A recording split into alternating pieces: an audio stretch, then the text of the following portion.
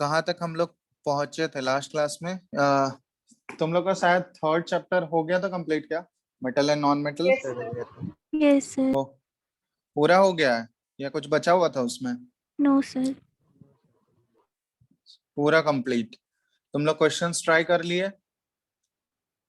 Yes sir.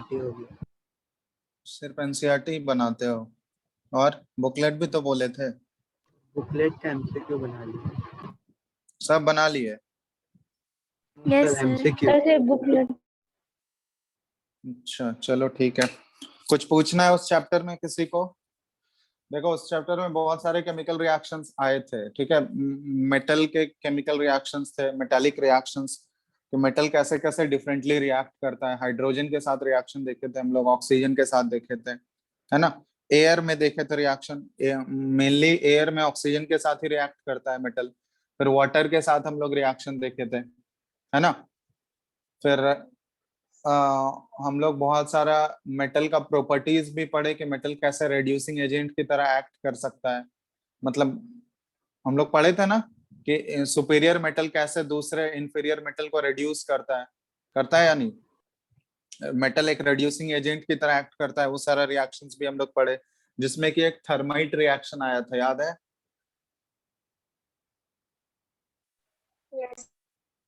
Yes. ठीक है। उसके बाद हम लोग फिर नॉन मेटल्स के बारे में, नॉन मेटल्स के प्रॉपर्टीज के बारे में पढ़े। ठीक है। उसके बाद मेटल जो है, मेटल और नॉन मेटल आपस में कैसे कंबाइन करते हैं, तो through ionic bonding. Ionic bonding के बारे में हम लोग पढ़े, उसमें इलेक्ट्रॉन डॉट स्ट्रक्चर तुम लोग को एक्सप्लेन किए थे। ठीक है। फिर प्रॉपर्टीज ऑफ आयोनिक कंपाउंड आया। उसके बाद लास्ट में था एक्सट्रैक्शन ऑफ मेटल, एक टॉपिक पढ़े हम लोग। तो उसमें बहुत सारे डिफरेंट मेथड्स हम लोग पढ़े, कैसे मेटल को ओर्स, उसके ओर्स से एक्सट्रैक्ट किया जाता है। उसमें दो तीन प्रोसेस था। पहला कंसंट्रेशन ऑफ ओर, उसमें बहुत सारे मेथड्स थे। उसके बाद रिडक्शन ऑफ मेटल्स, मतलब ओर्स का, कंसंट्रेटेड ओर्स का हम लोग उसको पहले किस में कन्वर्ट करते हैं, उसके ऑक्साइड फॉर्म में लाते हैं।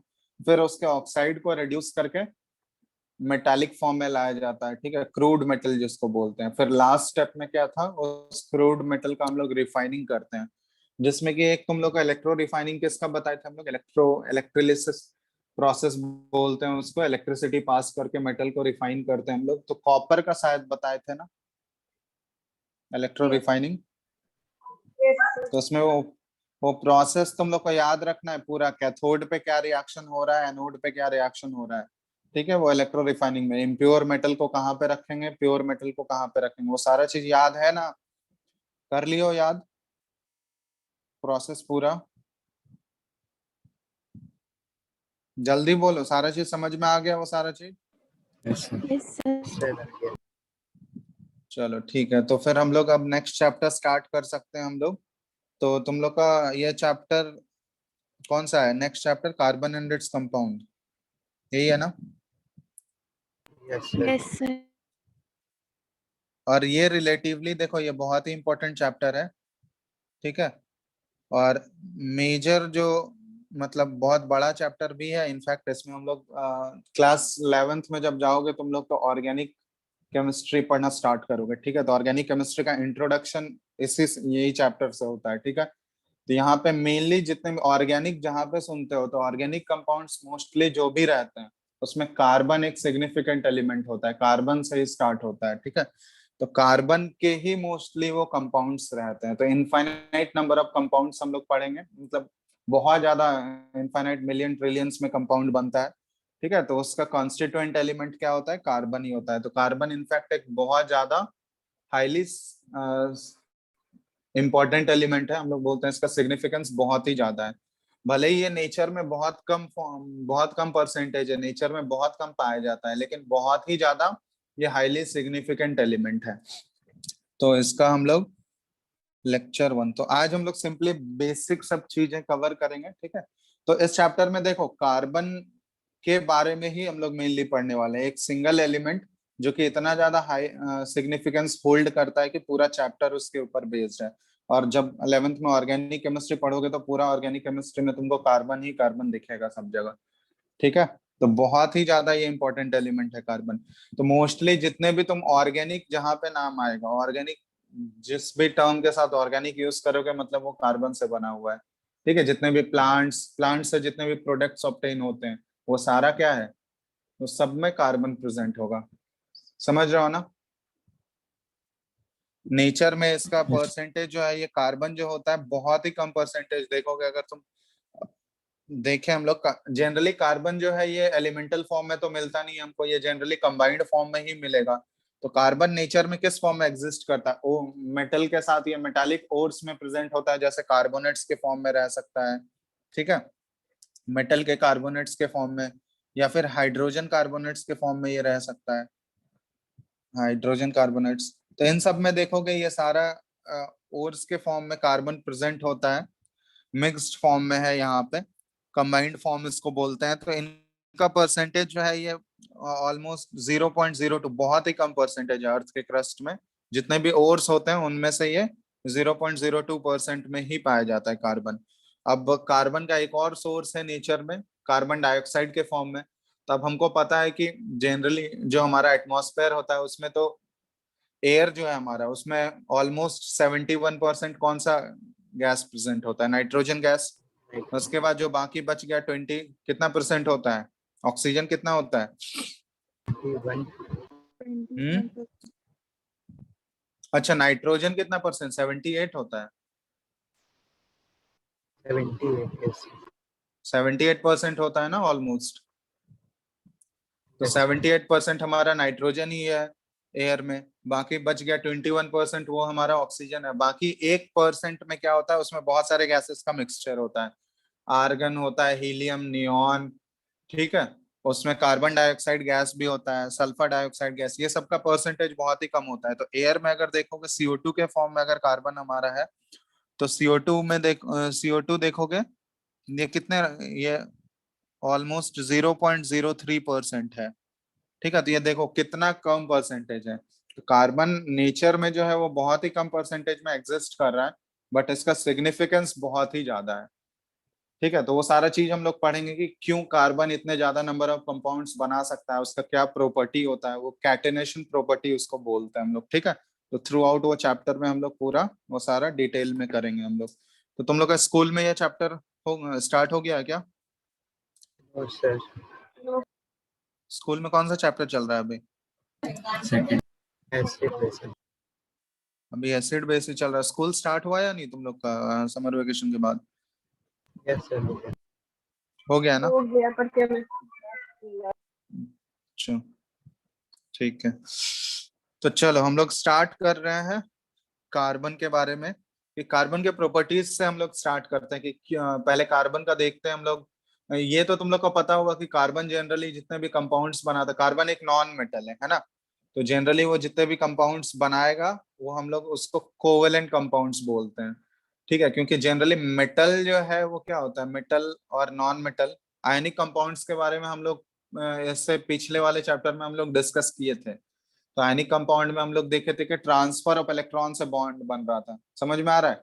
वहां पे ये बताए थे कि एक मेटल और नॉन मेटल के बीच में क्या होता है, वहां पे एक मेटल जो है वो इलेक्ट्रॉन लूज करता है, इलेक्ट्रॉन लूज करके वो केटायन बनाता है। नॉन मेटल जो है उसी इलेक्ट्रॉन को गेन कर नॉन मेटल उस इलेक्ट्रॉन को गेन करके क्या बनाता है, एनायन बनाता है। तो मेटालिक केटायन और नॉन मेटालिक एनायन, उन दोनों के बीच में एक बॉन्ड डेवलप होता है, एक पॉजिटिव है दूसरा नेगेटिव है, तो उसी बॉन्ड को हम लोग बोलते हैं आयनिक बॉन्डिंग। तो वहां पे आयनिक बॉन्डिंग में हम लोग क्या देखे थे कि कंप्लीट ट्रांसफर ऑफ इलेक्ट्रॉन हो रहा था, किससे किससे, from the metallic element to non metallic element. ठीक है, तो वहां पे जो बॉन्ड डेवलप हो रहा था उस बॉन्ड को आयनिक बॉन्डिंग बोलते हैं। ठीक है, उसके प्रॉपर्टीज के बारे में भी बहुत हम लोग पढ़े थे। यहाँ पे जनरली हम लोग कार्बन के जितने भी कंपाउंड्स के बारे में पढ़ेंगे वो सारा कंपाउंड जो है वो कोवेलेंट बॉन्ड के थ्रू बनता है। अब कोवेलेंट बॉन्ड के थ्रू जो कंपाउंड्स बनेगा उसको कोवेलेंट कंपाउंड्स बोलते हैं हम लोग। ठीक है, तो कोवेलेंट कंपाउंड्स के बारे में पढ़ेंगे, कैसे कोवेलेंट कंपाउंड का फॉर्मेशन होता है। ठीक है, तो यहाँ पे ट्रांसफर ऑफ इलेक्ट्रॉन नहीं होता है, यहाँ पे हम लोग शेयरिंग ऑफ इलेक्ट्रॉन की बात करेंगे। ठीक है, तो चलो हम लोग स्टार्ट करते हैं सबसे पहले कार्बन के इलेक्ट्रॉनिक कॉन्फ़िगरेशन से या कार्बन के बॉन्डिंग से। तो कार्बन का बॉन्डिंग हम लोग को पढ़ने से पहले इसका इलेक्ट्रॉनिक कॉन्फ़िगरेशन देखना होगा हमको। तो अगर इलेक्ट्रॉनिक कॉन्फ़िगरेशन तुम कार्बन का देखोगे, तो कार्बन का इलेक्ट्रॉनिक कॉन्फ़िगरेशन कोई बता सकते हो? कार्बन का एटॉमिक नंबर कितना होता है? 6. एटॉमिक नंबर है 6। तो इसका जब हम लोग इलेक्ट्रॉनिक कॉन्फ़िगरेशन लिखेंगे तो क्या आ जाएगा? 2,4। यही है, मतलब फर्स्ट वाले सेल में इसके 2 इलेक्ट्रॉन्स होंगे और सेकंड वाले सेल में 4 इलेक्ट्रॉन्स हैं।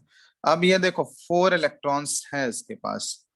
तो 4 इलेक्ट्रॉन्स है, तुम लोग बोल सकते हो कि सर ये तो 4 इलेक्ट्रॉन, अगर इसको ऑक्टेट, क्योंकि कोई भी केमिस्ट्री में क्या हम लोग पढ़ते हैं कि कोई भी एटम जो है या जितने भी सारे एटम्स होते हैं वो क्या होता है, स्टेबिलिटी गेन करना चाहता है। ठीक है, तो इसके लिए हम लोग एक ऑक्टेट रूल भी पढ़े थे, प्रीवियस चैप्टर में बताया गया होगा। तो उसमें हम लोग ये बोले थे कि कोई भी एटम जो है या हर एक एलिमेंट जो है वो स्टेबिलिटी गेन करना चाहता है। तो ऑक्टेट रूल में वही हम लोग पढ़े थे कि जो जितने भी स्टेबिलिटी गेन करने के लिए वो क्या होता है, कोई भी एलिमेंट जो नोबल गैस की तरह बनना चाहता है, नोबल गैस की तरह कॉन्फ़िगरेशन अटेन करना चाहता है।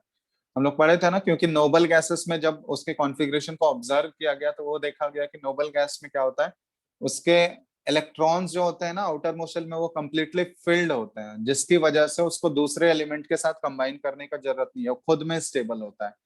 तो दूसरा एलिमेंट या दूसरा एटम भी उसी की तरह बनना चाहता है, नोबल गैस की तरह।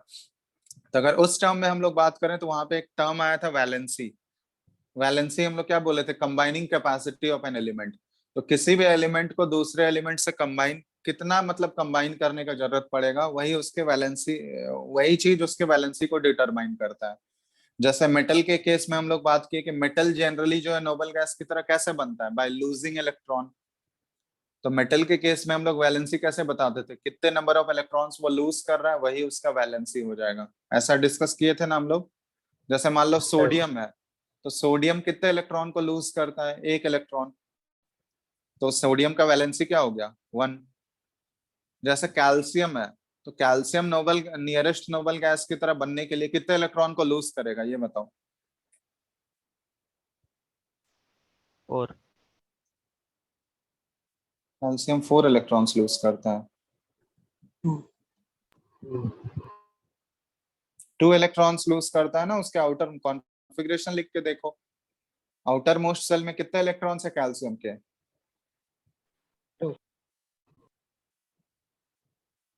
2 इलेक्ट्रॉन है ना, यस और no? Yes, sir. Yes, sir. तो वो 2 इलेक्ट्रॉन लूज करेगा और 2 इलेक्ट्रॉन लूज करने के बाद वो अपने नियरेस्ट नोबल गैस, कैल्शियम का नियरेस्ट नोबल गैस कौन सा है, आर्गन, तो वो आर्गन की तरह बन सकता है। तो यहाँ पे हम लोग, यहाँ पे देखो कार्बन के आउटर मोस्ट सेल में हम लोग देख रहे हैं 4 इलेक्ट्रॉन्स। आउटर मोस्ट सेल इसका ये है सेकंड सेल, और इसके आउटर मोस्ट सेल में हमको दिख रहा है कि 4 इलेक्ट्रॉन्स हैं। अब 4 इलेक्ट्रॉन्स हैं, तो अब देखो इसके नियरेस्ट नोबल गैस में क्या क्या आ जाएगा, हीलियम भी है और नियॉन भी है। दोनों इक्वल डिस्टेंस पे है, इक्वल डिस्टेंस पे है दोनों, यस और नो? देखो sir. अगर ये इसके पास दोनों पॉसिबिलिटी है कि अगर ये हीलियम की तरह बनेगा, हीलियम की तरह अगर इस हीलियम कॉन्फ़िगरेशन अटेन करना है इसको, तो उसके लिए इसको क्या करना होगा, 4 इलेक्ट्रॉन लूज या गेन, क्या करना होगा बताओ? Lose. 4 इलेक्ट्रॉन लूज करना होगा।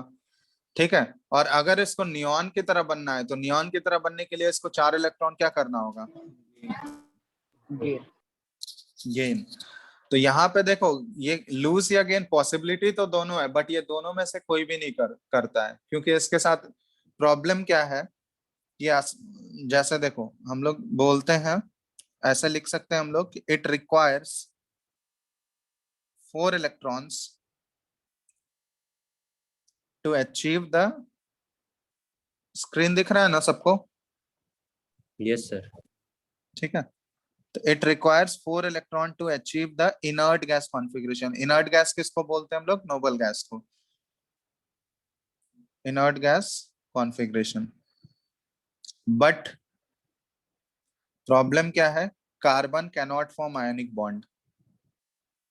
ठीक है, कार्बन जो है आयनिक बॉन्डिंग नहीं बना सकता है, इसलिए ये ना तो इलेक्ट्रॉन गेन करता है ना ही इलेक्ट्रॉन लूज करता है। Carbon cannot form an ionic bond. इसका रीजन, सबसे बड़ा रीजन क्या है, 2 रीजन हम लोग एक्सप्लेन करते हैं इसको। ठीक है, दोनों टर्म्स में हम लोग एक्सप्लेन करते हैं। पहला ये है कि इट कुड, हम लोग बोल सकते हैं ऐसा कि इट कुड गेन 4 इलेक्ट्रॉन्स। अगर ये 4 इलेक्ट्रॉन गेन कर लिया तो क्या बनाएगा बताओ? फॉर्मिंग neon, C पे पावर 4, मतलब 4 इलेक्ट्रॉन अगर ये गेन कर लेगा तो इसके ऊपर चार्ज कितना हो जाएगा? 4 नेगेटिव। यस और नो? yes sir, तो ये C4 Yes, sir. माइनस ये क्या बन गया? एनायन बन गया। ठीक है, लेकिन यहाँ पे क्या है, बट ऐसा ये C पे पावर 4 माइनस ये एनायन बना तो सकता है, बट यहाँ पे दिक्कत क्या है ना, ऐसे लिख लो, बट इट कुड नहीं, it would be difficult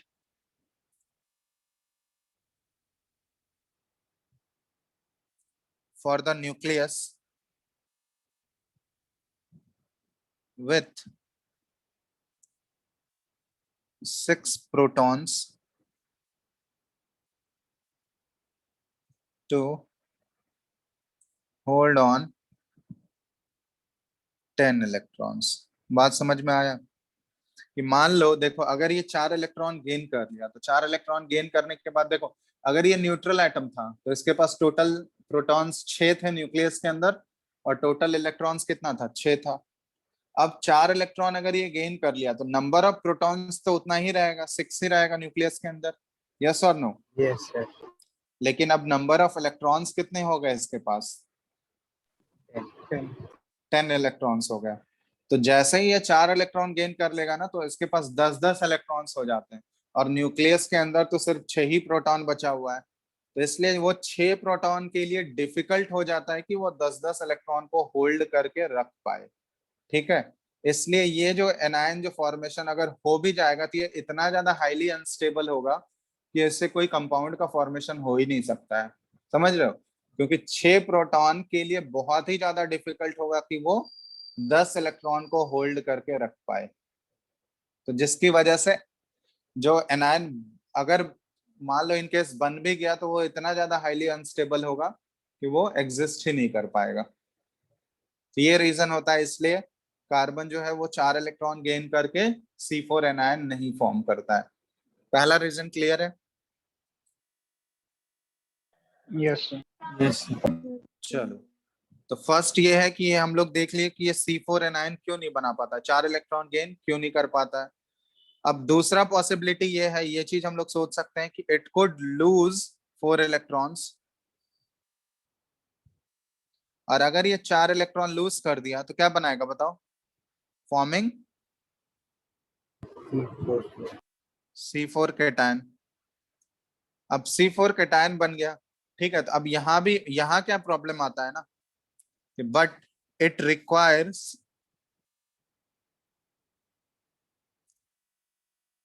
large amount. ठीक है, ये बहुत इंपॉर्टेंट है, ये रीजन पूछा जाता है। Large amount of energy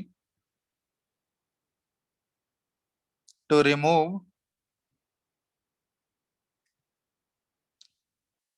4 electrons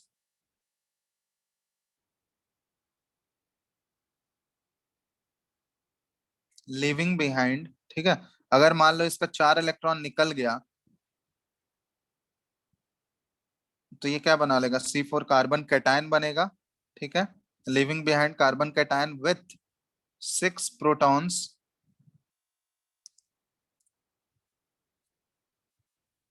in its nucleus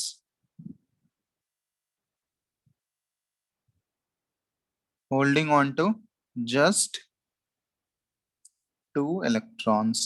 ठीक है, यहाँ भी यही प्रॉब्लम होता है। ठीक है, तो मान लो अगर इससे 4 इलेक्ट्रॉन ये लूज कर दिया, 4 इलेक्ट्रॉन लूज करने के बाद इसके पास देखो नंबर ऑफ इलेक्ट्रॉन्स अब कितने बच जाएंगे? नंबर ऑफ इलेक्ट्रॉन्स कितने बच जाएंगे? 2। और इसके पास नंबर ऑफ प्रोटॉन्स तो 6 ही है, तो वहां भी एक अनस्टेबिलिटी वाला चीज आ जाएगा। मतलब न्यूक्लियस के अंदर प्रोटॉन हमारे पास 6 है, लेकिन अब इलेक्ट्रॉन्स कितने बचे? बस 2 ही बचा है। तो 6 प्रोटॉन और 2 इलेक्ट्रॉन के बीच में जो अट्रैक्शन होगा ना, इंटरैक्शन जो होता है इलेक्ट्रॉन और प्रोटॉन के बीच में, वो बहुत ज्यादा हाईली अनस्टेबल वाला केस हो जाएगा। ठीक है, और दूसरा बात ये है कि 4 इलेक्ट्रॉन को लूज करना उसके लिए एनर्जी बहुत ही ज्यादा खर्च होगा, जो कि इसको वो नॉर्मल कंडीशन में उतना एनर्जी मिल पाना बहुत ही मुश्किल है। ठीक है, मतलब जिस कंडीशंस में कार्बन कंपाउंड बना सकता है, उस कंडीशंस में इसको इतना ज्यादा हाई एनर्जी मिल पाना कि 4 इलेक्ट्रॉन वो लूज कर दे, वो बहुत ही ज्यादा मुश्किल है। जैसे देखो, मान लो कोई भी एटम से अगर हमको 1 इलेक्ट्रॉन निकालना है, तो इलेक्ट्रॉन रिमूव करने के लिए हमेशा जो होता है ना, एनर्जी हमको देना पड़ता है। इलेक्ट्रॉन का रिमूवल एक एंडोथर्मिक प्रोसेस है। एंडोथर्मिक समझते हो तुम लोग? Yes sir. एंडोथर्मिक प्रोसेस किसको बोलते हैं हम लोग, ये बताओ? Energy is required. हाँ, वैसा प्रोसेस जिसमें कि एनर्जी हमको रिक्वायर्ड, एनर्जी देना पड़ रहा है। तो वही चीज यहाँ पे हो रहा है कि इलेक्ट्रॉन, अगर किसी भी एटम से हम लोग इलेक्ट्रॉन रिमूव करेंगे ना, तो वो हमेशा एंडोथर्मिक होता है, मतलब हमेशा उसमें एनर्जी खर्च करना पड़ता है। तो जैसे देखो, मान लो 1 इलेक्ट्रॉन निकाले तो उसमें कुछ एनर्जी दिए, फिर दूसरा इलेक्ट्रॉन निकालने और भी ज्यादा एनर्जी देना पड़ेगा। इस तरह से यहाँ पे हम लोग कितने इलेक्ट्रॉन्स रिमूव कर रहे हैं कार्बन से, कितने इलेक्ट्रॉन्स ये लूज कर रहा है? 4 इलेक्ट्रॉन। तो 4 इलेक्ट्रॉन को रिमूव करना ना बहुत ज्यादा, उसमें एनर्जी लगेगा, बहुत ही ज्यादा एनर्जी, जो कि प्रैक्टिकली कभी भी पॉसिबल नहीं है कि नॉर्मल कंडीशंस में उतना ज्यादा high energy supply carbon atom को कभी भी मिल ही नहीं सकता है। ठीक है, तो ये प्रैक्टिकली ये पॉसिबल ही नहीं है कि कार्बन जो है 4 इलेक्ट्रॉन लूज करके C4 कैटायन बना पाए। तो इसलिए दोनों पॉसिबिलिटी जो है रूल आउट हो जाता है। तो कार्बन ना तो C4 एनायन बना सकता है 4 इलेक्ट्रॉन गेन करके, ना ही वो C4 कैटायन बना सकता है 4 इलेक्ट्रॉन लूज करके। ठीक है, तो अब ये प्रॉब्लम सॉल्व कैसे होता है, कैसे ये प्रॉब्लम को ओवरकम करता है कार्बन? तो कार्बन के पास बस एक ही पॉसिबिलिटी बचा हुआ रहता है कि वो ना तो इलेक्ट्रॉन गेन करे, ना ही इलेक्ट्रॉन लूज करे। वो क्या कर लेता है सबसे आसानी से? इलेक्ट्रॉन को क्या कर लेता है वो, बोलो? शेयर कर लेता है। तो इसलिए हम लोग बोल सकते हैं यहाँ पे, थस कार्बन ओवरकम्स, इस प्रॉब्लम को कार्बन कैसे ओवरकम करता है? By sharing electrons, by sharing. और शेयरिंग देखो सिर्फ वैलेंस इलेक्ट्रॉन का ही होता है, आउटर मोस्ट सेल के इलेक्ट्रॉन्स का। ठीक है, by sharing of its valence, valence मतलब आउटर मोस्ट सेल होता है, तो valence electrons with other carbon atoms. ठीक है, या तो दूसरे कार्बन एटम के साथ ये शेयर कर रहा है, या फिर दूसरे एलिमेंट के एटम्स के साथ भी कर सकते हैं, और with atoms of other elements. बात समझ में आया? यस और नो? Yes sir. तो ये रीजन तुम लोग को जानना बहुत ही इंपॉर्टेंट है कि कार्बन क्यों नहीं आयनिक बॉन्डिंग बना सकता है। ठीक है, तो कार्बन आयनिक बॉन्डिंग नहीं बना सकता है, इसके लिए ये 2 रीजंस रिस्पॉन्सिबल है। आयनिक बॉन्डिंग बनाने के लिए क्या होना चाहिए? या तो वो केटायन बनाएगा या तो एनायन बनाएगा, तभी तो आयनिक बॉन्डिंग कर सकता है ना। तो ये रीजन होता है। ठीक है, कि ये 2 रीजंस जो लिखा है ये इंपॉर्टेंट है, नोट कर लिया इसको तुम लोग, ये 2 रीजंस? Yes sir. चलो, समझ में आ गया ना बात? Yes sir. क्या बोलो, आवाज आ रहा है तुम लोगों को? किसी को दिक्कत तो नहीं है? स्क्रीन दिख रहा है सबको? Yes Yes. सर। ओके, चलो। अब यहाँ पे हम लोग बात कर रहे हैं कि कार्बन इस प्रॉब्लम को ओवरकम कैसे करता है? By sharing of its electron. Valence electron अपने आउटर मोस्ट इलेक्ट्रॉन को वो क्या कर लेता है, या तो दूसरे कार्बन एटम के साथ शेयर करता है। ठीक है, तो या तो कार्बन एटम होगा या फिर दूसरे एलिमेंट के एटम्स के साथ भी ये शेयरिंग कर सकता है। ठीक है, जरूरी नहीं है कि कार्बन एटम ही होना चाहिए, दूसरे एटम के साथ भी कर सकता है, नाइट्रोजन, ऑक्सीजन। ठीक है, इस तरह से अदर एटम्स के साथ भी शेयरिंग कर सकता है। तब शेयरिंग, ये जो म्यूचुअल शेयरिंग होता है ना, 2 एटम्स के बीच के आपस के इलेक्ट्रॉन्स जो शेयर हो रहे हैं, तो इसको हम लोग म्यूचुअल शेयरिंग भी बोल सकते हैं। तो इस म्यूचुअल शेयरिंग ऑफ इलेक्ट्रॉन से जो बॉन्ड फॉर्म होता है, इस बॉन्ड को कौन सा बॉन्ड हम लोग बोलते हैं, क्या नाम दिया गया है? Covalent bonding. ठीक है, तो यहाँ पे हम लोग अब स्टार्ट कर रहे हैं कोवेलेंट बॉन्डिंग का कॉन्सेप्ट। तो ये इंपॉर्टेंट है, इसका डेफिनेशन ध्यान रखना। कोवेलेंट बॉन्डिंग को डिफाइन कैसे करेंगे हम लोग? आयनिक बॉन्डिंग हम लोग लास्ट क्लास में किए थे, आयनिक बॉन्डिंग लास्ट चैप्टर में, सॉरी। तो आयनिक बॉन्डिंग का दूसरा नेम क्या होता है, एक और नेम होता है आयनिक बॉन्डिंग का। आयनिक बॉन्ड को एक और बॉन्ड के नाम से जानते हैं, याद है तुम लोगों को? Electrovalent bond. इलेक्ट्रोवेलेंट बॉन्ड, ये बताए थे या नहीं? Yes, sir. ओके चलो, अब कोवेलेंट बॉन्डिंग का डेफिनेशन लिख लो तुम लोग। The bond formed by mutual sharing, ठीक है। म्यूचुअल वर्ड इंपॉर्टेंट है क्योंकि शेयरिंग में दोनों एटम्स इन्वॉल्व हो रहे हैं, मतलब जो दो एटम्स के बीच में बॉन्ड बन रहा है उन दोनों एटम्स के इलेक्ट्रॉन इन्वॉल्व हो रहे हैं, इसलिए हम लोग म्यूचुअल शेयरिंग बोलते हैं। तो the bond formed by mutual sharing of electron pairs between two atoms, between two atoms in a molecule is known as covalent bond,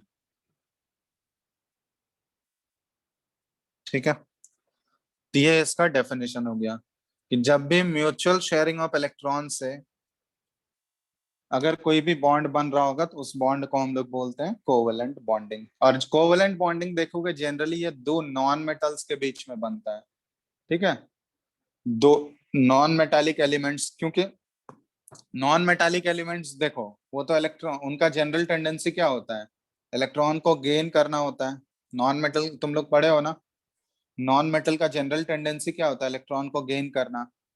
अब इलेक्ट्रॉन गेन वो कब करेगा, जब उसके सामने वाला एलिमेंट जो है इलेक्ट्रॉन लूज करेगा तभी तो वो गेन करेगा ना, यस और नो? Yes, sir. तो Sir. यहाँ पे सामने वाला एलिमेंट भी तो नॉन मेटल ही है, तो दो नॉन मेटालिक एलिमेंट ही अवेलेबल है वहां पे, तो कोई इलेक्ट्रॉन लूज करने के लिए वहां पे है ही नहीं। तो इसलिए क्या होता है, नॉन मेटल के पास और कोई चारा नहीं है, वो दो नॉन मेटालिक एलिमेंट अगर प्रेजेंट होंगे तो वो दोनों आपस में क्या कर लेते हैं, अगर बॉन्ड बनाना है उन दोनों को तो वो दोनों आपस में अपने वैलेंस इलेक्ट्रॉन को शेयर कर लेते हैं, ठीक है। और वहां पे क्या बनता है, कोवेलेंट बॉन्डिंग बनता है। तो जनरली फॉर्म्ड हम लोग लिख सकते हैं, it is formed between two non metallic elements.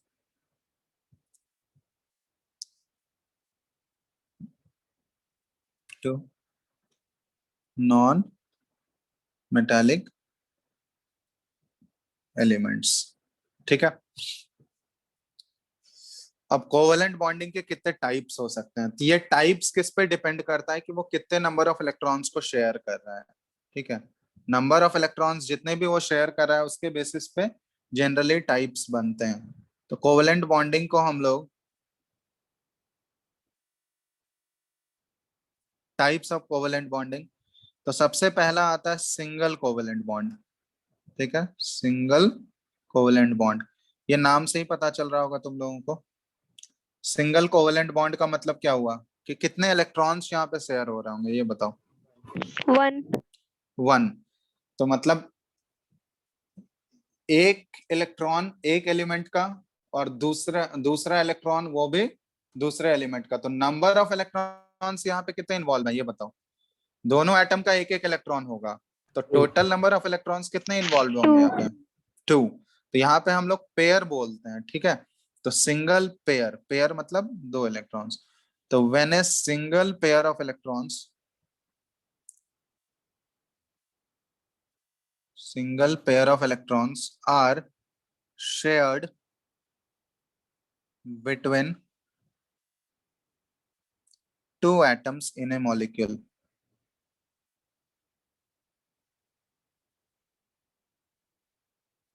तो इसको हम लोग क्या बोलते हैं, सिंगल कोवेलेंट बॉन्ड बोलते हैं। तो वहां पे सिंगल कोवेलेंट बॉन्ड का फॉर्मेशन होता है। फॉर एग्जांपल सबसे सिंपलेस्ट एग्जांपल है इसका H2 मॉलिक्यूल, ठीक है। हाइड्रोजन, हाइड्रोजन गैस तुम लोग पढ़े होगे कि H2 के फॉर्म में रहता है, यस और नो? तो अब Yes, sir. हाइड्रोजन का जब हम लोग इलेक्ट्रॉनिक कॉन्फ़िगरेशन लिखेंगे, हाइड्रोजन एक नॉन मेटालिक एलिमेंट है, हाइड्रोजन एटम का जब कॉन्फ़िगरेशन लिखोगे, इसका एटॉमिक नंबर 1 है, तो इसके पास नंबर ऑफ इलेक्ट्रॉन्स कितने हैं? एक। और दूसरा हाइड्रोजन एटम अगर हम लोग देखें तो इसके पास भी नंबर ऑफ इलेक्ट्रॉन्स क्या है? एक ही है। ठीक है। अब हाइड्रोजन क्या ऑक्टेट तो बनाता नहीं है, हाइड्रोजन ड्यूप्लेट बनाएगा, क्योंकि इसका नियरेस्ट नोबल गैस कौन सा है? Helium. हीलियम। अब हीलियम की तरह ये कॉन्फ़िगरेशन मेंटेन करने के लिए इसको एक इलेक्ट्रॉन का जरूरत है। अब एक इलेक्ट्रॉन का जरूरत है, इसके सामने दूसरा हाइड्रोजन एटम, ये दोनों का एक एक इलेक्ट्रॉन चाहिए। तो ये दोनों क्या कर लेते हैं? हाइड्रोजन का एक इलेक्ट्रॉन और ये हाइड्रोजन का एक इलेक्ट्रॉन। ठीक है। अब ये दोनों क्या कर लेते हैं? इलेक्ट्रॉन को शेयर कर लेते हैं। तो शेयर कर लेते हैं तो यहाँ पे ऐसे रिप्रेजेंट करते हैं हम लोग, यहाँ पे बीच में कर दिए। ठीक है। मतलब म्यूचुअल शेयरिंग करते हैं। तो म्यूचुअल शेयरिंग से हम लोग ऐसे रिप्रेजेंट करते हैं यहाँ पे इसको। ये क्या हुआ? ये दो इलेक्ट्रॉन इसके भी पास आ गया और ये दो इलेक्ट्रॉन इसके भी पास आ गया। यहाँ पे देखो ओवरलैपिंग हो रहा है ना, यहाँ पे ओवरलैपिंग। ये क्या शो कर रहा है कि यहाँ पे दोनों इलेक्ट्रॉन्स क्या कर रहे हैं? ये शेयर कर रहे हैं। और कितने इलेक्ट्रॉन्स का शेयरिंग हो रहा है यहाँ पे, ये बताओ? 2. मतलब टोटल नंबर ऑफ इलेक्ट्रॉन्स यहाँ पे एक पेयर, मतलब दो इलेक्ट्रॉन्स इन्वॉल्व है। लेकिन सिंगल एटम के कॉन्टेक्स्ट में अगर बात किया जाए तो हर एक एटम जो है वो एक इलेक्ट्रॉन को शेयर कर रहा है। ठीक है। तो अब यहाँ पे जब हम लोग ये ड्रॉ करेंगे, जब बॉन्डिंग बॉन्ड को हम लोग ये एक सिंगल लाइन, क्योंकि यहाँ एक इलेक्ट्रॉन का शेयरिंग हुआ है, तो हम लोग यहाँ पे ऐसे सिंगल लाइन से दिखाते हैं। तो यहाँ पे ऐसे सिंगल लाइन ड्रॉ कर देंगे दो हाइड्रोजन के बीच में, मतलब ये एक एक इलेक्ट्रॉन शेयर कर रहा है। तो एक एक इलेक्ट्रॉन शेयर कर रहा है, मतलब एक सिंगल बॉन्ड का यहाँ फॉर्मेशन हो रहा होगा। तो इसी को बोला जाता है ये सिंगल कोवेलेंट बॉन्डिंग है। बात समझ में आया? Single Yes, sir. Covalent bond. तो ऐसे हम लोग इसको शो करते हैं, सिंगल कोवेलेंट बॉन्ड।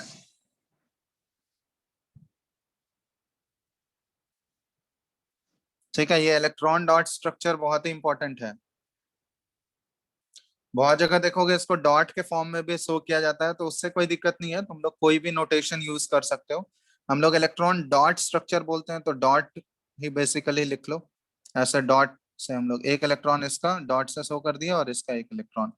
अब यहाँ पे बीच में दो डॉट यहाँ पे रिप्रेजेंट कर दिए। ठीक है। तब ये दोनों एक एक इलेक्ट्रॉन शेयर कर लिए, तो यहाँ पे क्या बन गया? एक सिंगल बॉन्ड का फॉर्मेशन हो गया।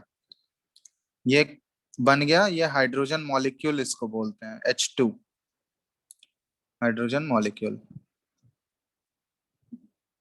ठीक है। कोई दिक्कत? No, sir. No sir. चलो अब यहाँ पे तुम लोग को एक चीज दे रहा है, जैसे तुम लोग ये शो करो तो फॉर्मेशन ऑफ CH4 मॉलिक्यूल। ये बताओ तो तुम लोग, इलेक्ट्रॉन डॉट स्ट्रक्चर से तुमको CH4, इसको मिथेन बोलते हैं हम लोग, तो इलेक्ट्रॉन डॉट स्ट्रक्चर से तुम मिथेन मॉलिक्यूल का फॉर्मेशन शो करो। ठीक है। ऐसे ही पहले इलेक्ट्रॉनिक कॉन्फ़िगरेशन लिखोगे, उसके बाद देखो कैसे बॉन्ड का फॉर्मेशन हो सकता है। ट्राई करो।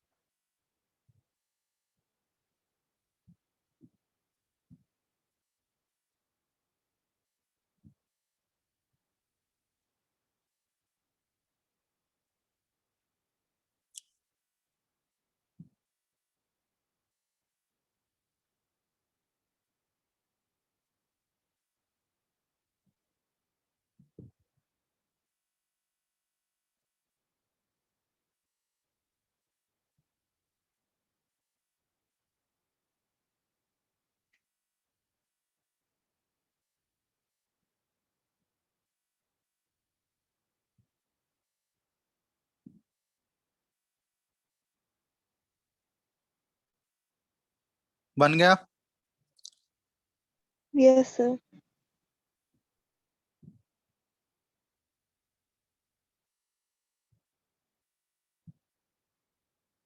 बना पाए तुम लोग? कैसे बना बताओ। यहाँ पे देखो कैसे हम लोग इसको शो कर सकते हैं।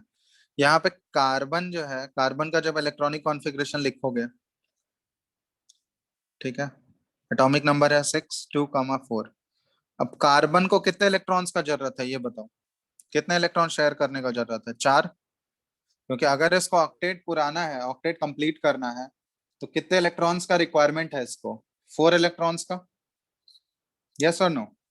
Yes, और इसके साथ दूसरा जो एलिमेंट है, दूसरा एलिमेंट कौन सा? हाइड्रोजन है। अब हाइड्रोजन हमको पता है यहाँ पे 4 हाइड्रोजन है। तो हाइड्रोजन हमको तो पता है, हाइड्रोजन के पास एक इलेक्ट्रॉन होता है आउटर मोस्ट शेल में, क्योंकि एक ही शेल है, उसके पास एक ही इलेक्ट्रॉन है। अब 4 हाइड्रोजन को, हर एक हाइड्रोजन को अपना ड्यूप्लेट बनाने के लिए कितने इलेक्ट्रॉन्स चाहिए ये बताओ। हर एक हाइड्रोजन को अपना ड्यूप्लेट बनाने के लिए कितने इलेक्ट्रॉन्स चाहिए? एक एक इलेक्ट्रॉन चाहिए। 1. 1. तो यहाँ पे कैसे कर सकते हैं? देखो, एक कार्बन है, कार्बन के पास 4 इलेक्ट्रॉन है आउटर मोस्ट शेल में, और हर एक हाइड्रोजन को एक एक इलेक्ट्रॉन का जरूरत है। तो यहाँ पे क्या हो सकता है? कुछ इस तरह हम लोग कर सकते हैं कि कार्बन सेंटर पे रहेगा, ठीक है, और ये कार्बन जो है एक एक इलेक्ट्रॉन जो है वो हर एक हाइड्रोजन एटम के साथ शेयर कर लेगा। यस और no? Yes, sir. Yes, sir. ठीक है, हम लोग यहाँ पे ऐसे ड्रॉ कर सकते हैं इसको। अगर ड्रॉ करना चाहें हम लोग, तो यहाँ पे ऐसे शो करेंगे हम लोग। ये देखो, ये कार्बन है,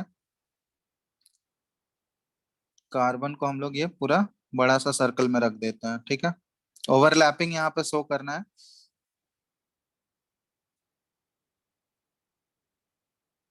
अब देखो, ये एक हाइड्रोजन यहाँ पे, तो 2 इलेक्ट्रॉन ये शेयरिंग होगा। एक कार्बन का इलेक्ट्रॉन होगा इसमें से, और एक हाइड्रोजन का इलेक्ट्रॉन होगा। तो एक हाइड्रोजन यहाँ पे आ जाएगा हमारा, ठीक है, एक हाइड्रोजन एटम यहाँ पे। दूसरा हम लोग ऐसे शो कर सकते हैं यहाँ पे, ठीक है, ये भी 2 इलेक्ट्रॉन, मतलब इसमें 2 इलेक्ट्रॉन है, मतलब एक कार्बन का एक हाइड्रोजन का। तो एक यहाँ पे आ गया हाइड्रोजन। तीसरा हम लोग ऐसे शो कर सकते हैं, एक हाइड्रोजन यहाँ पे, और ये चौथा यहाँ पे आ गया। हो गया। देखो, मतलब हर एक हाइड्रोजन के साथ एक एक इलेक्ट्रॉन कार्बन शेयर कर लिया, क्योंकि कार्बन के पास टोटल 4 इलेक्ट्रॉन था, और हर एक हाइड्रोजन को एक एक इलेक्ट्रॉन का जरूरत था। तो सारे हाइड्रोजन एटम्स के साथ कार्बन अपना एक इलेक्ट्रॉन शेयर कर लिया। तब देखो, सबका काम हो गया ना। कार्बन के भी आउटर मोस्ट शेल में अब कितने इलेक्ट्रॉन आ गए? 8 आ गए। तो कार्बन का भी ऑक्टेट कंप्लीट हो गया। यस और नो? ये बताओ। Yes, sir. Okay. कार्बन का भी ऑक्टेट कंप्लीट हो गया, और उसके बाद हाइड्रोजन का भी ड्यूप्लेट कंप्लीट हो गया। सारे हाइड्रोजन एटम्स को दो दो इलेक्ट्रॉन्स चाहिए थे, मिल गया ना। 2 इलेक्ट्रॉन्स, ड्यूप्लेट कंप्लीट है सारे हाइड्रोजन का। यस और no? Yes, sir. Yes, sir. तो यहाँ पे अगर हम लोग बॉन्ड के फॉर्म में इसको रिप्रेजेंट करेंगे, तो बॉन्ड के फॉर्म में इसको कैसे रिप्रेजेंट कर सकते हैं हम लोग? तो जहां जहां ओवरलैपिंग हुआ है वहां पे हम लोग क्या है, हाइड्रोजन के साथ ये कितना नंबर ऑफ बॉन्ड्स बनेगा? सिंगल बॉन्ड है या डबल बॉन्ड या ट्रिपल? कैसा बॉन्ड है बताओ? एक एक इलेक्ट्रॉन का शेयरिंग हो रहा है ना, तो हर एक हाइड्रोजन के साथ ये सिंगल कोवेलेंट बॉन्डिंग है। यस और नो? Yes. Yes, sir. तो ये हाइड्रोजन, हर एक हाइड्रोजन के साथ हम लोग यहाँ पे सिंगल कोवेलेंट बॉन्डिंग होकर ये बन गया CH4 मॉलिक्यूल। मिथेन बोलते हैं इसको। समझ में आ गया बात? तो ये Yes, हमारा sir. इलेक्ट्रॉन डॉट स्ट्रक्चर है।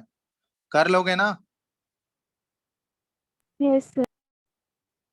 ओके। तो यहाँ पे अभी हम लोग बात कर रहे हैं सिंगल कोवेलेंट बॉन्डिंग के, जहाँ पे एक पेयर ऑफ इलेक्ट्रॉन का शेयरिंग होगा, उसको 2 एटम्स के बीच में, तो उसको हम लोग बोलते हैं सिंगल कोवेलेंट बॉन्डिंग, ठीक है। तो पहला टाइप ऑफ कोवेलेंट बॉन्डिंग हम लोग कर रहे थे single covalent bonding. Second type क्या हो जाएगा? Double covalent bond.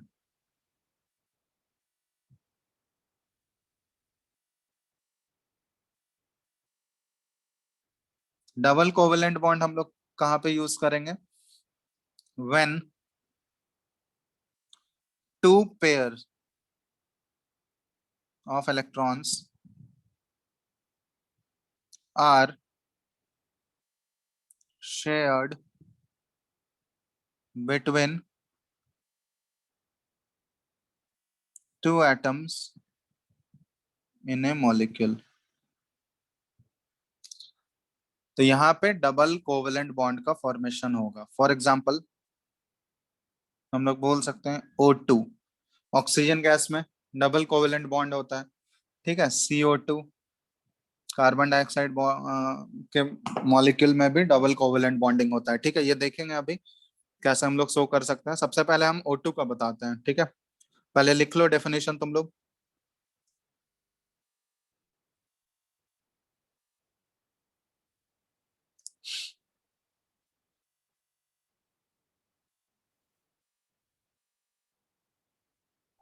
Yes, sir.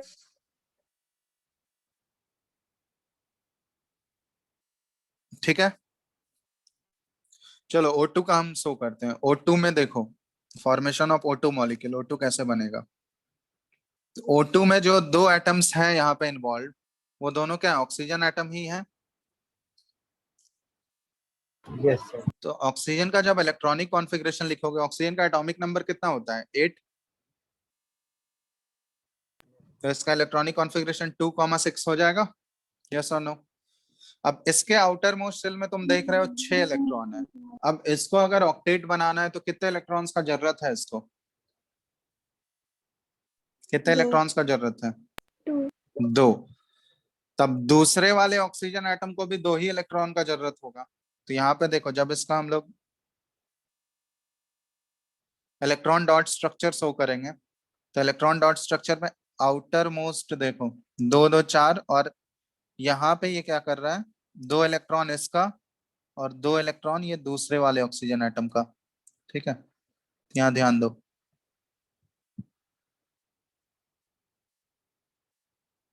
तो 2 इलेक्ट्रॉन इसका यहाँ पे आ गया। अब ये देखोगे इसके आउटर मोस्ट शेल में ये पूरा 2 इलेक्ट्रॉन यहाँ पे आ गया। तो अब ये और ये कुछ इस टाइप का आ गया, देख रहे हो। अब दोनों का यहाँ पे अगर इसको हम लोग कंबाइन करें अच्छे से, दोनों का यहाँ पे काम हो गया। देखो दोनों ऑक्सीजन एटम को ऑक्टेट कंप्लीट करना था अपना, मतलब ऑक्टेट कंप्लीट करना है मतलब आउटर मोस्ट सेल में 8 8 इलेक्ट्रॉन चाहिए था। तो देखो तो दोनों के आउटर मोस्ट सेल में 8 8 इलेक्ट्रॉन्स आ गए या नहीं, Yes, sir. Yes, sir. ठीक है। तो मतलब यहाँ पे अब तुमसे अगर पूछा जाएगा कितने नंबर ऑफ इलेक्ट्रॉन शेयर हो रहे हैं दोनों ऑक्सीजन एटम्स के बीच में, कितने इलेक्ट्रॉन्स इन्वॉल्व हैं शेयरिंग में, 2. 2 ही इलेक्ट्रॉन इन्वॉल्व हैं दोनों के बीच में। टोटल कितने इलेक्ट्रॉन्स इन्वॉल्व हैं, 4. 4.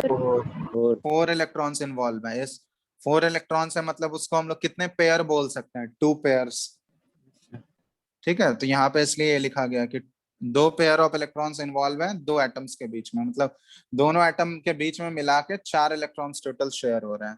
तो यहाँ पे जब इसका बॉन्डिंग हम लोग इक्विवेलेंट बॉन्ड के फॉर्म में अगर शो करें, तो यहाँ पे हम लोग लिख सकते हैं कि ऑक्सीजन और ऑक्सीजन के बीच में 2 2 इलेक्ट्रॉन शेयर हो रहा है हर एक ऑक्सीजन का।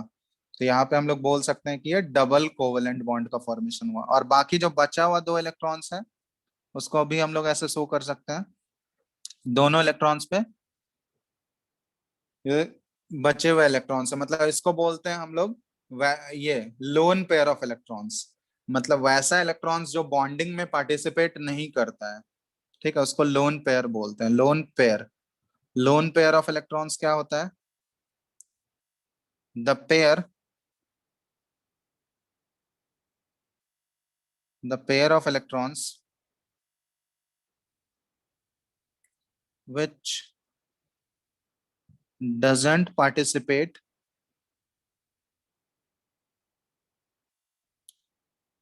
in the formation of bond। बात समझ में आया, फॉर्मेशन ऑफ बॉन्ड्स, तो उसको बोला जाता है लोन पेयर ऑफ इलेक्ट्रॉन्स।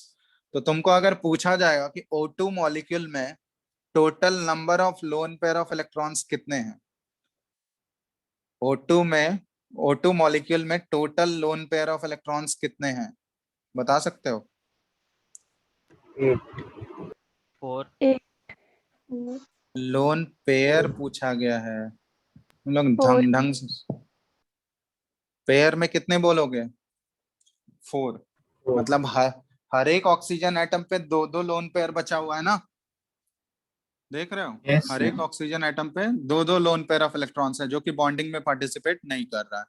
तो नंबर ऑफ लोन पेयर अगर तुमसे पूछा जाए कितने लोन पेयर हैं O2 मॉलिक्यूल में, लोन पेयर ऑफ इलेक्ट्रॉन्स, तो आंसर क्या हो गया? 4। तो यहाँ पे लिख सकते हैं हम लोग 4 लोन पेयर्स। ठीक है, कोई दिक्कत? No, sir.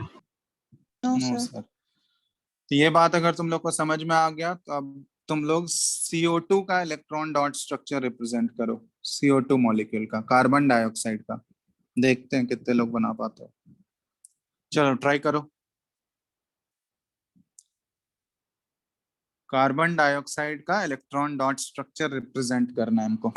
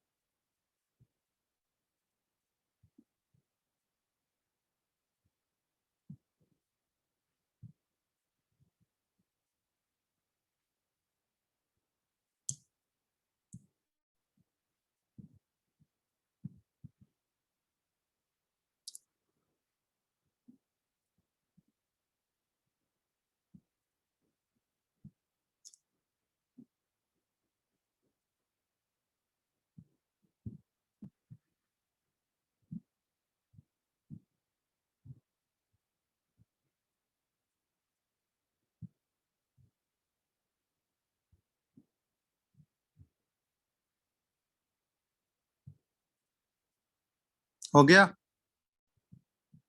Yes. Yes. Yes, sir. बताओ कैसे किए? CO2 का कैसे बनाए तुम लोग? कोई भी बताओ। कार्बन और ऑक्सीजन के बीच में सिंगल कोवेलेंट बॉन्डिंग होगा या डबल होगा? Double. डबल। ठीक है, देखो कार्बन और ऑक्सीजन के बीच में यहाँ बॉन्ड बनना है। कार्बन के आउटर मोस्ट शेल में हमको पता है कार्बन का एटॉमिक नंबर 6 है, 2,4, 4 इलेक्ट्रॉन्स। मतलब कार्बन को ऑक्टेट बनाने के लिए टोटल और 4 इलेक्ट्रॉन्स का जरूरत है। और ऑक्सीजन यहाँ पे 2 है। ऑक्सीजन का आउटर मोस्ट शेल में 6 इलेक्ट्रॉन्स होते हैं। और हर एक ऑक्सीजन एटम को यहाँ पे अपना ऑक्टेट कंप्लीट करने के लिए कितने इलेक्ट्रॉन्स का जरूरत है? 2. 2 इलेक्ट्रॉन्स का। तब कार्बन क्या कर सकता है? कार्बन के पास 4 इलेक्ट्रॉन है, तो कार्बन क्या कर सकता है? 2-2 इलेक्ट्रॉन जो है वो डिवाइड कर देगा। 2 इलेक्ट्रॉन वो एक ऑक्सीजन एटम के साथ शेयर करेगा और 2 इलेक्ट्रॉन जो है वो दूसरे ऑक्सीजन एटम के साथ शेयर करेगा। समझ में आ रहा है बात? म्यूचुअल शेयरिंग होगा। तो उससे क्या होगा कि कार्बन को 2 एक्स्ट्रा इलेक्ट्रॉन पहले वाले ऑक्सीजन एटम से भी मिल जाएगा और 2 एक्स्ट्रा इलेक्ट्रॉन दूसरे वाले ऑक्सीजन एटम से भी मिल जाएगा। तो कार्बन का भी काम हो जाएगा। 4 उसके पास ऑलरेडी था पहले से और 4 उसको और भी मिल गया। मतलब कार्बन का भी ऑक्टेट कंप्लीट। और ऑक्सीजन को कितने इलेक्ट्रॉन्स का जरूरत था? 2 इलेक्ट्रॉन। तो ऑक्सीजन को भी 2 इलेक्ट्रॉन मिल गया। हर एक ऑक्सीजन एटम को 2-2 इलेक्ट्रॉन वो कार्बन का शेयर कर लिया। तो यहाँ पे अगर हम लोग ड्रॉ करना चाहें तो ऐसे ड्रॉ कर सकते हैं इसको। कार्बन है यहाँ पे, ठीक है, तो कार्बन को ऐसे हम लोग ड्रॉ कर सकते हैं बड़ा सा सर्कल से।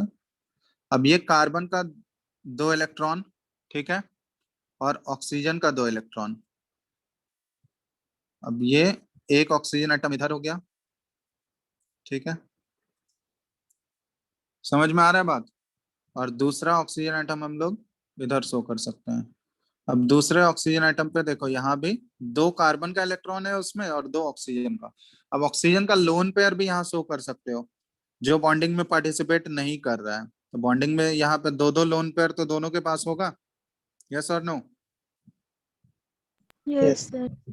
ठीक है, तब इसको अगर हम लोग बॉन्ड के फॉर्म में रिप्रेजेंट करें तो ये कैसा आ जाएगा? कार्बन यहाँ पे है अब ये डबल बॉन्ड ऑक्सीजन, एक ऑक्सीजन के साथ, और इसका 2 लोन पेयर यहाँ बचा हुआ है, और दूसरा डबल बॉन्ड ये इस ऑक्सीजन के साथ, और इसका ये 2 लोन पेयर बचा हुआ है। बात समझ में आया ये? तो हर एक ऑक्सीजन एटम के साथ ये टोटल 2 बॉन्ड बना रहा है, मतलब ये जो 2 बॉन्ड बन रहा है इसको हम लोग डबल कोवेलेंट बॉन्ड बोलते हैं। अब यहाँ पे अगर तुमसे पूछा जाएगा कि number of lone pair of electrons on CO2 molecule, कितने number of lone pair of electrons दिख रहे हैं तुमको? 4। अब ऐसे अगर पूछा जाए कि number of lone pairs on carbon atom in CO2, अब बताओ तो आंसर। 0. 0, क्योंकि कार्बन के ऊपर तो कोई भी लोन पेयर है ही नहीं। कार्बन का जितना भी इलेक्ट्रॉन्स है, सारा इलेक्ट्रॉन, 4 ही इलेक्ट्रॉन होता है उसके आउटर मोस्ट शेल में, वो चारों इलेक्ट्रॉन्स क्या है, बॉन्डिंग में इन्वॉल्व हो रहा है या नहीं, शेयरिंग में इन्वॉल्व है या नहीं। तो कार्बन के पास कोई भी एक ऐसा इलेक्ट्रॉन नहीं है जो कि बॉन्डिंग में पार्टिसिपेट नहीं कर सकता, इसलिए नंबर ऑफ लोन पेयर अगर कार्बन एटम पे तुमसे पूछा गया आंसर में, तो फिर वो 0 हो जाएगा CO2 में। यस और नो? Yes. चलो, तो ये बात समझ में आ गया तुम लोगों को। तो ये हम लोग अभी बात कर रहे थे डबल कोवेलेंट बॉन्ड का। क्लियर है? चलो एक और तुम लोग ट्राई करो, तो डबल का नहीं दे रहे हैं ये, ऐसे H2S मॉलिक्यूल। चलो H2S का बॉन्डिंग करो तो देखते हैं कैसा होता है। इलेक्ट्रॉन डॉट स्ट्रक्चर से इसको शो करो H2S का।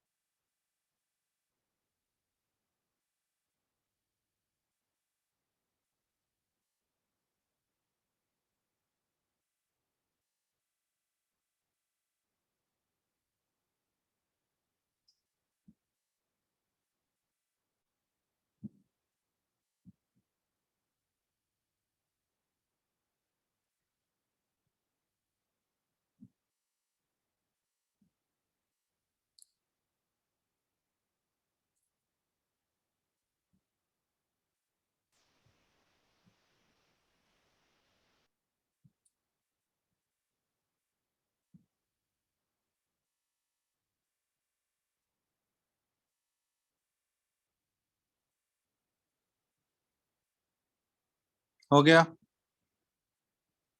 Yes. Yes sir. बताओ यहाँ पे सल्फर और हाइड्रोजन के बीच में कौन सा बॉन्ड बना, सिंगल या डबल? Single. सिंगल। Single. तो इसको भी कैसे रिप्रेजेंट कर सकते हैं? सल्फर है हमारा यहाँ पे, सल्फर का सल्फर का पहले एटॉमिक नंबर बताओ तुम लोग। 16। 16। आउटर मोस्ट सेल में कितने इलेक्ट्रॉन हो गए? 6। 286। अब सल्फर को कितने इलेक्ट्रॉन का रिक्वायरमेंट है ऑक्टेट बनाने के लिए?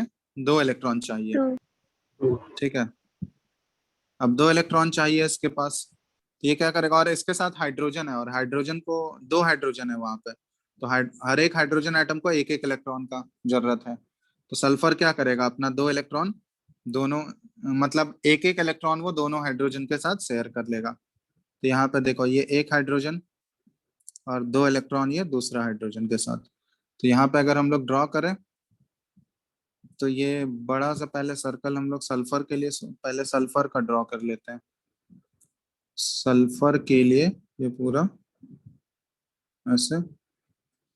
अब ये 2 इलेक्ट्रॉन जो है, ये एक हाइड्रोजन एटम के साथ, और दूसरा ये बॉन्ड इधर बना लिया, दूसरा हाइड्रोजन। अब सल्फर के पास देखो, आउटर मोस्ट शेल में टोटल था 6 इलेक्ट्रॉन, तो ये 2 इलेक्ट्रॉन तो अपना बॉन्डिंग में चला गया इसका, बाकी जो बचे 4 इलेक्ट्रॉन्स वो 2 लोन पेयर के फॉर्म में रहेंगे। यस और नो? तो यहाँ पे अगर हम लोग बॉन्ड अगर इसका ड्रॉ करें, एक सिंगल बॉन्ड ये हाइड्रोजन के साथ, दूसरा सिंगल बॉन्ड यहाँ पे, और बाकी 2 लोन पेयर्स बच गया सल्फर एटम पे। तो अगर तुमसे यहाँ पे क्वेश्चन में ये पूछा जाएगा कि H2S मॉलिक्यूल में सल्फर के ऊपर कितने नंबर ऑफ लोन पेयर्स हैं, बता सकते हो? 2. 2। तो आंसर क्या हो गया? 2। Number of lone pairs on sulphur atom is equal to 2 in H2S।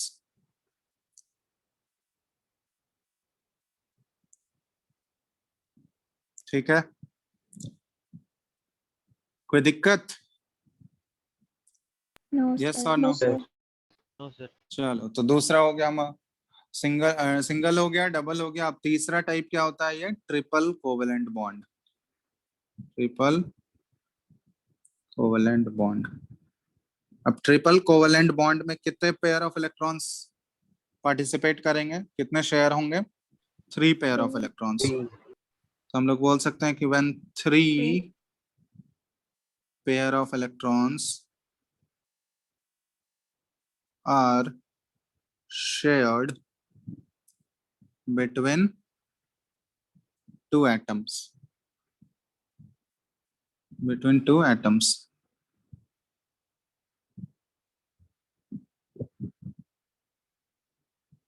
ठीक है, इन ए मॉलिक्यूल। तो वहां पे ट्रिपल कोवेलेंट बॉन्ड का फॉर्मेशन होगा। For example N2 nitrogen gas. तो नाइट्रोजन का मॉलिक्यूल तुम लोग अब खुद से करो, चलो फॉर्मेशन ऑफ N2 मॉलिक्यूल तुम लोग शो करो तो इलेक्ट्रॉन डॉट स्ट्रक्चर से। ठीक है, N2 का देखो यहाँ पे ट्रिपल कोवेलेंट बॉन्डिंग बनता है यानी, जल्दी से फटाफट ड्रॉ करो।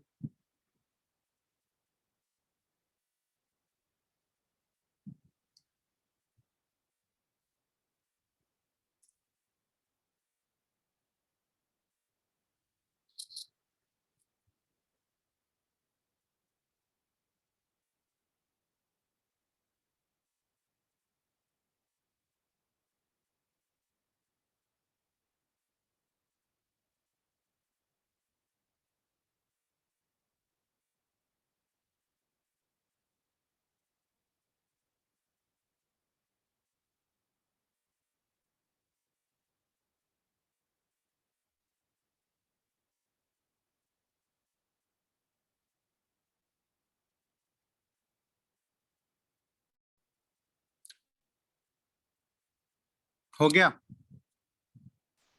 Yes sir. Yes, sir. Simple सा है। नाइट्रोजन देखो, नाइट्रोजन का एटॉमिक नंबर है 7, तो 2,5। 2 नाइट्रोजन एटम है यहाँ पे। अब दोनों नाइट्रोजन एटम को कितने इलेक्ट्रॉन्स का जरूरत है? 3-3 इलेक्ट्रॉन का।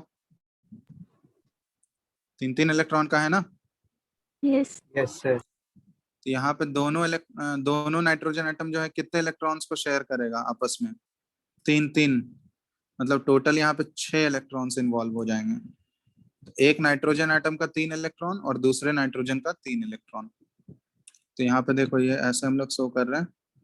और ठीक है, ये एक नाइट्रोजन का हो गया।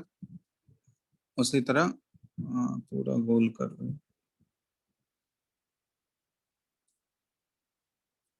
दूसरे नाइट्रोजन एटम का ये हम लोग ऐसे ड्रॉ कर सकते हैं। ये दूसरा नाइट्रोजन एटम, ऐसा ही कुछ सीन होगा। नाइट्रोजन के आउटर मोस्ट शेल में 5 Yes, sir. इलेक्ट्रॉन होता है, तो 3 इलेक्ट्रॉन तो हर एक नाइट्रोजन का वो तो शेयरिंग में इन्वॉल्व हो गया। बाकी एक एक लोन पेयर दोनों के ऊपर तुमको दिख रहा होगा, है ना? तो अगर इसको बॉन्ड के फॉर्म में हम लोग शो करें तो नाइट्रोजन नाइट्रोजन के बीच में ये क्या आ जाएगा? ट्रिपल बॉन्ड डेवलप हो रहा है। और दोनों नाइट्रोजन के ऊपर देखोगे एक एक लोन पेयर है। तो तुमसे पूछा जाए कि total number of lone pairs N2 molecule में कितने हैं? 2. 2। हर एक नाइट्रोजन पे एक एक लोन पेयर। तो इसको हम लोग बोलते हैं ये ट्रिपल कोवेलेंट बॉन्ड है। ट्रिपल कोवेलेंट बॉन्ड, ठीक है।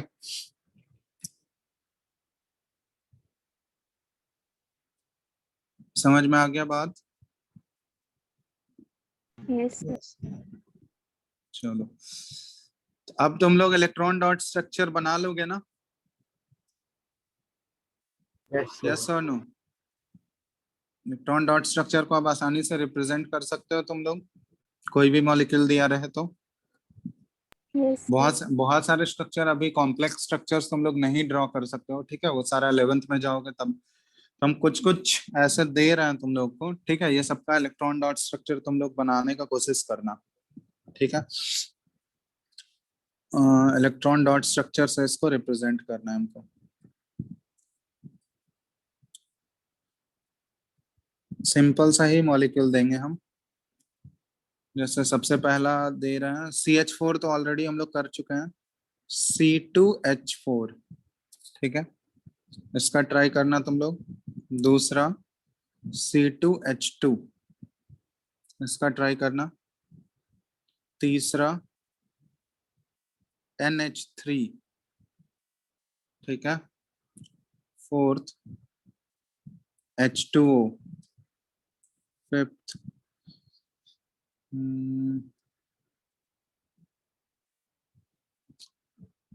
CS2, सिक्स्थ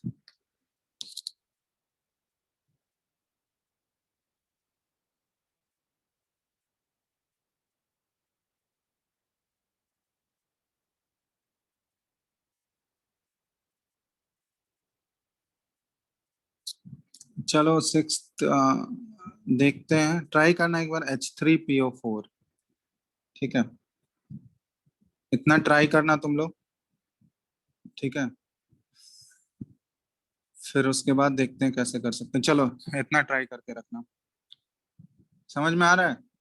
सबका इलेक्ट्रॉन डॉट स्ट्रक्चर तुमको रिप्रेजेंट करना है, यस और नो, हो जाएगा? Yes. Yes, sir. चलो ठीक है, तो इसको तुम लोग ट्राई करके रखना, बाकी देख लो। जितना बताया ये सब क्लियर है ना, कोवेलेंट बॉन्डिंग का फॉर्मेशन कैसे हो रहा है, इलेक्ट्रॉन डॉट स्ट्रक्चर हम लोग सिंगल, डबल और ट्रिपल कैसे रिप्रेजेंट कर रहे हैं, ये इंपॉर्टेंट है, क्योंकि एक ना एक क्वेश्चन आएगा ये तुम्हारा ड्रॉ करना, ठीक है। तो ये तुमको पता होना चाहिए कैसे हम लोग इलेक्ट्रॉन डॉट स्ट्रक्चर शो करते हैं। तो जितना ज्यादा प्रैक्टिस करोगे उससे और भी क्लियर होता जाएगा सब। तो इस सबका स्ट्रक्चर्स ड्रॉ करके रखना तुम लोग, फिर देखते हैं, फिर आगे हम लोग नेक्स्ट क्लास में और प्रोसीड करेंगे इस चैप्टर को, ठीक है। Yes, sir. चलो कुछ सब चीज समझ आ गया ना? कोई डाउट है इसमें इलेक्ट्रॉन डॉट स्ट्रक्चर बनाने में किसी को भी? तो तुम लोग, हाँ, तो जितना एग्जांपल्स दिए हैं तुम लोग ट्राई करके रखना, ठीक है, बाकी हम लोग अगले क्लास में करते हैं, ठीक है। Yes, sir. ओके, चलो एंड कर रहे हैं, ठीक है।